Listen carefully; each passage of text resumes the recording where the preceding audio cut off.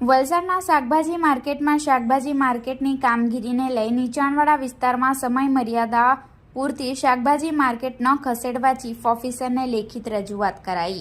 તારીખ 16 ડિસેમ્બર સોમવારના 3:45 કલાકની મળતી માહિતી મુજબ આજરોજ વલસાડ શાકભાજી માર્કેટમાં નવી શાકભાજી માર્કેટનું બાંધકામ શરૂ કરવામાં આવ્યું છે, જેમાં નાના મોટા શાકભાજીના વેપારીઓ માટે કોઈ અગવડતા ન પડે તે માટે નગરપાલિકા દ્વારા તરિયાવાડ જેવા નીચાણવાળા વિસ્તારોમાં સમય મર્યાદા પૂરતી શાકભાજી માર્કેટ ખસેડવાનો નિર્ણય લેવામાં આવ્યો હતો। જો કે તે બાબતે વેપારીઓને પડતી તકલીફોને લઈ આજરોજ શાકભાજીના વેપારકર્તાઓ નગરપાલિકા કચેરીએ પહોંચી ચીફ ઓફિસરને નીચાણવાળા વિસ્તારોમાં શાકભાજી માર્કેટ ન ખસેડવા માટે લેખિત રજૂઆત કરવામાં આવી હતી। ચોમાસા દરમિયાન નીચાણવાળા વિસ્તારોમાં પાણી ભરાઈ જવાના કારણે રોગચાળો ફેલાવાની શક્યતા તેમજ નુકસાની થવાની શક્યતાઓ વધી જતી હોય છે, જેને લઈ આજરોજ વેપારીઓ નગરપાલિકા કચેરીએ પહોંચી ચીફ ઓફિસરને લેખિતમાં રજૂઆત કરી હતી।